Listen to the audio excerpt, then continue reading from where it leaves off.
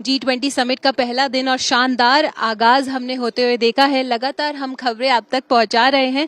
इस वक्त मैं क्राफ्ट्स बाजार जो जोन है उसमें मौजूद हूं। पंजाब हॉल में अब मैं एंट्री लेने वाली हूं और ये बेहद खास मैं कहूँगी जो हॉल है वो इसलिए है क्योंकि अब हमारे साथ जुड़ने वाली हैं श्रीमती लाजवंती जी, जो कि ऑलरेडी एक पद्मश्री अवार्ड से उन्हें मिल चुका है। और आप देख सकते हैं कि कितनी खूबसूरती से वो अपने हाथों से ये जो फुलकारी है ये बनाती हैं।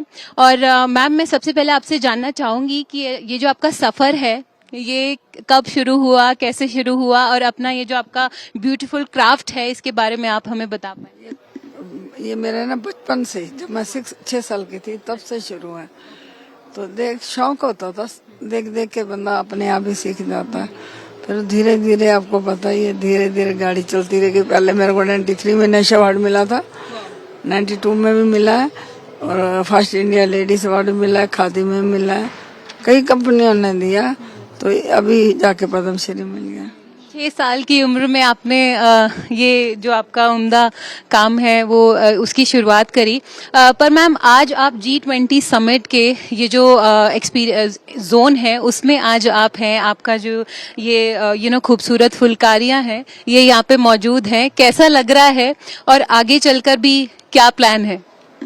अच्छा लग रहा है। ऐसे बाहर के लोग आए, उनको दिखा रहे हैं हम लोग, उनको भी अच्छा लग रहा है। ऐसे ही तो विदेशों में भी जा रही है फुलकारी, वो यहाँ से लेके जाके अपने उधर दिखाएंगे तो हमारा बिजनेस बढ़ेगा ना। तो बिजनेस की आपने बात की, तो आपकी क्या एक्सपेक्टेशंस हैं मैम? क्योंकि हम देख रहे हैं कि लोगों की काफी सारी एक्सपेक्टेशंस हैं G20 से। तो प्रधानमंत्री से अगर आपकी एक्सपेक्टेशंस की बात की जाए तो वो क्या होंगी? नहीं, मैं पता क्या वो नहीं है, मैं तो देखो मेहनत करते रहो, मेहनत का फल तो मिलता ही है। हम तो प्रधानमंत्री को कहते हैं हमारे को एक स्कूल खुलवा के दो जो मैं बच्चों को फ्री सिखाऊं। जैसे दिल्ली हाट है, दिल्ली हाट को मैंने खुद पकड़ पकड़ के लोगों रहते, उसमें जैसे हम एक स्कूल खुलवा दीजिए जिसका पैसा हम खुद ही, किराया भी खुद भरेंगे। सिर्फ टेक्सटाइल से इनका फर्ज है, टेक्सटाइल वालों को आके एक शॉप दिला दे। मैं बच्चों को दिल्ली के क्या, विदेशों से भी बच्चे आते हैं। अभी साउथ अफ्रीका के मेरे घर आए हुए थे सीखने के लिए, तो उनको मैं फ्री सिखाती हूँ, पैसा नहीं। हाँ, पैसा नहीं लेती मैं। वाह, तो ये आप देख रहे हैं कि कितने इनिशिएटिव कितना अच्छा है और खूबसूरत है। और ये भी मैं आपको बता दूं कि डिफरेंट फैब्रिक्स पे आप ये बनाती है, ना सिर्फ कॉटन पे। पहले खादी में बनती थी, आजकल जो भी कोई कहता है उस कपड़े में पतले से पतला, मोटे से मोटा, सब में तैयार हो जाती है। बेहद चंगा आंटी जी, और बहुत खुशी हुई आपसे मिलके। और ये जो मैंने पहना हुआ ये भी एक फुलकारी है, बहुत ही खूबसूरत। प्योर क्रेप पर ये जो फुलकारी का काम है वो किया गया है। मेरे साथ कुलविंदर सर भी जुड़ रहे हैं जो कि पंजाब सरकार से हैं। वो हमें इस इंटरव्यू से पहले वो मुझे बहुत ही इंटरेस्टिंग बातें बता रहे थे, सारे ये जो हैंडीक्राफ्ट्स हैं इनके बारे में। तो मैं चाहूंगी सर, अगर आप हमारे व्यूअर्स को भी इनके बारे में बता पाएं। मैं सबसे पहले फुलकारी से ही शुरू करूंगा कि हम उसे फुलकारी क्यों कहते हैं। एक तो ये कहते हैं कि इनके जो बेसिक मोटिव्स हैं वो सारे फ्लोरल थे। ऑफ कोर्स अब ज्योमेट्रिक मोटिव्स भी काफी आ गए हैं। इनके अलावा कुछ जो एनवायरनमेंट में आसपास चीजें मिलती थी, जैसे पत्ता, स्कॉर्पियो, पत्ते को पत्ता, फैन चल रहा हो घूमता हो पक्खा टांका, ठुआ स्कॉर्पियो टांका या मिर्च टांका, ऐसे अलग अलग नाम थे उन सब चीज़ों के। लेकिन अब जैसे टाइम चेंज हो रहे हैं, डिमांड चेंज हो रही है, वो सब चेंज हो रहे हैं। लेकिन इसकी बेसिक चीज़ ये है कि ये अनट्विस्टेड यार्न से, सिल्क यार्न धागे से, अनट्विस्टेड से बनाया जाता है, और इस धागे को पट्ट का धागा कहा जाता है, आपने सुना होगा, और इसीलिए पूरा स्प्रेड होके फैल जाता है। जो कपड़ा, बेसिक कपड़ा हम इतना ज्यादा काम कर लें कि नीचे कपड़ा दिखाई ही ना दे, उसको हम बाग कहते हैं। फिर बाकी जो है अलग अलग, जैसे आपने बताया कि जैसे कोटा डोरिया पे या टसर सिल्क पे या कॉटन पे तो शुरू ये हुआ ही। और इसमें ये भी बड़ी इंपॉर्टेंट चीज़ है कि मोटे खदड़ पे इसको किया जाता था और उस पर ठप्पा नहीं मारा जाता था। रिवर्स साइड से उसकी तानी बानी को लेके कॉर्नर से शुरू कर दिया जाता था और पूरा बाग तैयार कर दिया जाता था। ये हमारी इसमें एक और बहुत अच्छी चीज़ है जिसको हम चोप कहते हैं। आपने चंबा रुमाल सुना होगा, जो दोनों तरफ से एक जैसा एम्ब्रॉयडर होता है, और वो बहुत खूबसूरत चीज़ है। वैसे ही पंजाब में हमारे एक चोप नाम की जो फुलकारी की ही एक्सटेंशन है, यहाँ एक टाइप है उसको हम चोप कहते हैं, और वो बिल्कुल वैसा ही है कि आप दोनों तरफ से देखेंगे फुलकारी वो एक ही जैसी नजर आएगी, लेकिन उसकी खासियत यह है कि वो हमेशा गोल्डन थ्रेड से किया जाता है और रेड क्लॉथ पे किया जाता है। हमारे पास एक पीस भी है, हम आपको दिखा भी सकते हैं। ये हमारी देखना चाहें तो वो है, हाँ बिल्कुल दिखाइए।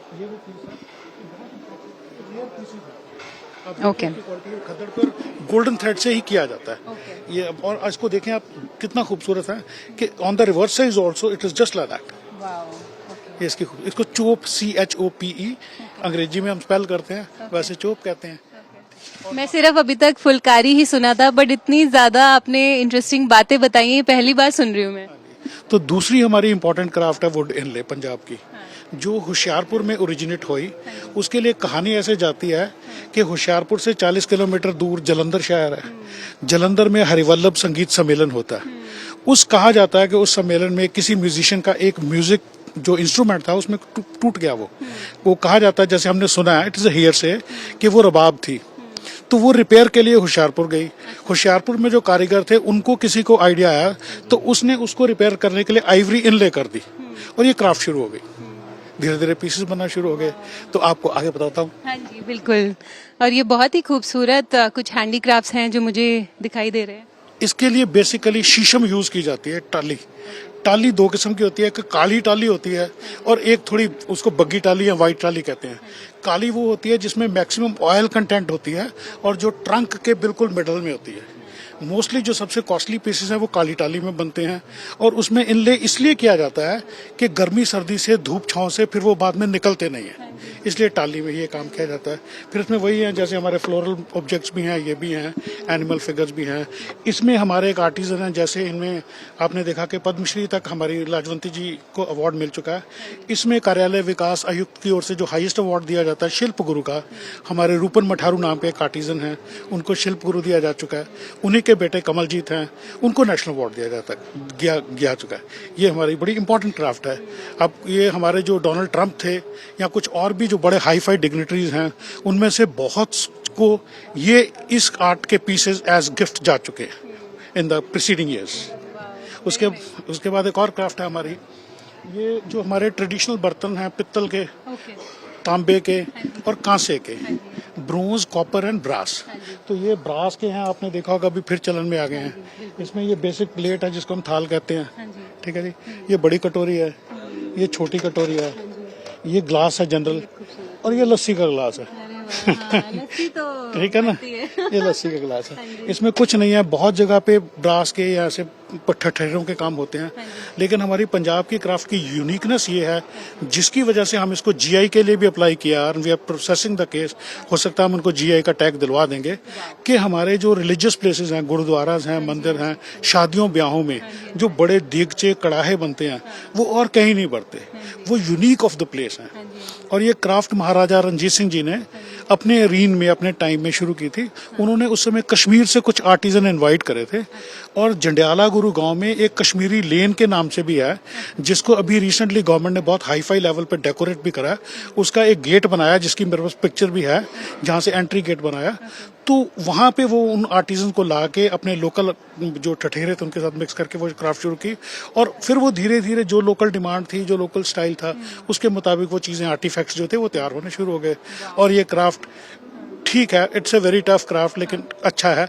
And we have PSIC had applied for its GI tag. उसके बाद जो बहुत इंपॉर्टेंट एक और क्राफ्ट है हमारी, वो है जुत्ती। ये मुक्तसर, बहुत फेमस है। हाँ जी। तो ये मुक्तसर एक जगह है, वहीं से शुरू हुई। एक्चुअली पंजाब में जो जुतियां बनती थी वो मुक्तसर में ही बनती थी। फिर over a period of time जैसे धीरे धीरे ट्रेंड्स चेंज होते गए, टेस्ट चेंज होते गए, कुछ लोग शादी करके मुक्तसर से पटियाला आ गए, यहाँ राजस्थान से जो मोजड़ी के कारीगर थे वो राजस्थान की तरफ आ गए, तो वो पॉपुलेशन मिक्स हो गया, वो भी लेदर का काम करते थे। तो ये सारी चीजें क्या हो गया कि फैलना शुरू हो गई। कुछ अबोहर में चली गई, कुछ फाजिलका में चली गई, कुछ लुधियाना में हो गया, कुछ जालंधर में हो गया, पटियाला में बहुत ज्यादा कंसंट्रेशन हो गई, और फिर वहां पे उन्होंने अपने अपने चीजों को अडॉप्ट भी कर लिया। जैसे कि अबोहर की जो जुत्ती है उसमें वो पंच मार के उसको एम्ब्रॉयडर करते हैं, पंच जरूर करते हैं, जैसे पंच लेदर, उसके ऊपर एम्ब्रॉयडरी करते हैं। आप पहचान सकते हैं कि अबोहर की जुत्ती है। वैसे ही जो फाजिल्का की जुत्ती है उसमें बड़ी इंट्रिकेट एम्ब्रॉयडरी और बड़ी ऑल ओवर की जाती है। वो गोल्डन तिल्ला भी है, सिल्वर तिल्ला भी है, वो पूरे को कवर कर देंगे। तो उसको ये भी हाथ से किया है? प्योर हाथ से किया जाता है। लेडीज नॉर्मली एम्ब्रॉयडरी का काम करती हैं और जेंट जो है इसको सीने का काम करते हैं।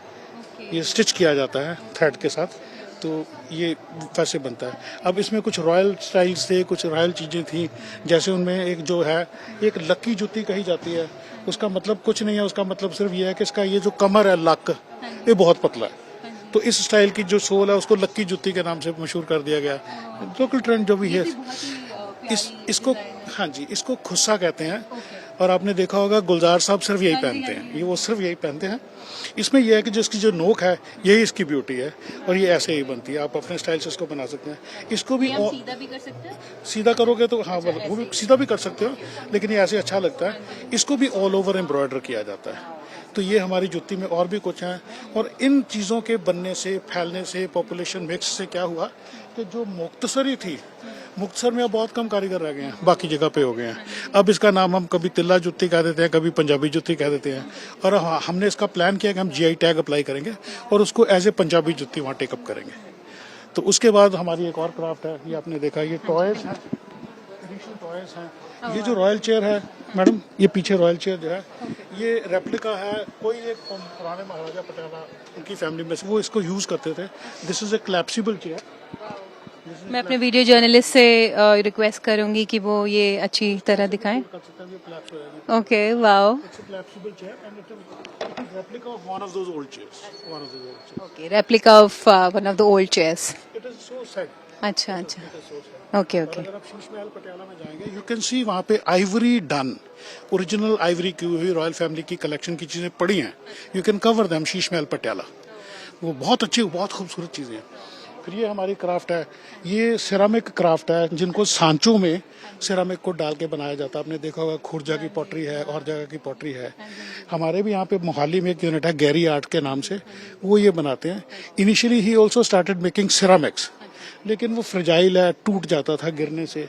तो उन्होंने ऑल्टरनेटिव मटेरियल POP और प्लास्टर ऑफ पेरिस और वो फैब्रिक्स यूज करके ये एक ऑल्टरनेटिव मटेरियल बना के इसकी ये चीजें बनाई। ये थोड़ी हल्की भी है और ये टूटती भी नहीं है उतनी जल्दी। आ रहा बहुत ही हल्की है। हाँ जी, और ये हल्की भी है। वो सिरामिक तो बहुत हैवी होता है।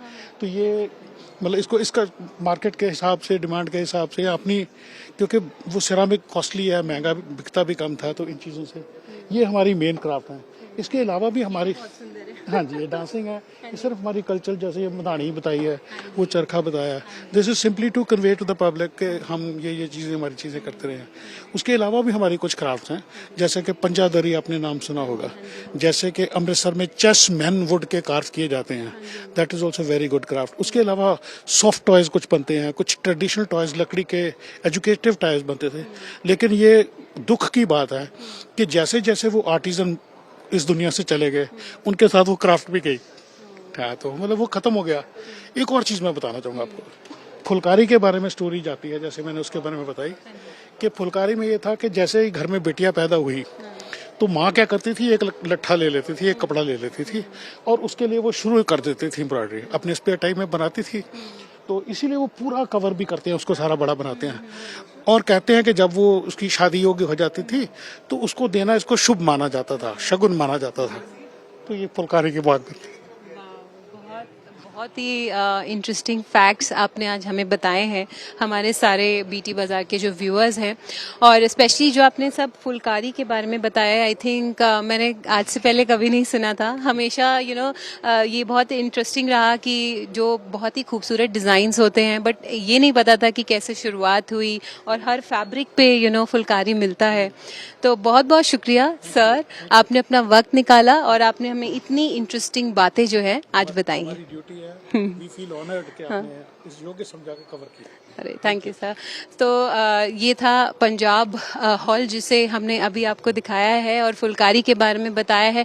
ऐसे ही तमाम इंटरेस्टिंग बातों के लिए और भी जो सारी स्टेट्स हैं उनके बारे में जानने के लिए आपको कहीं नहीं जाना है, आपको बने रहना है BT बाजार पर। वीडियो पसंद आया तो हमें लाइक, कमेंट, शेयर और सब्सक्राइब जरूर करें।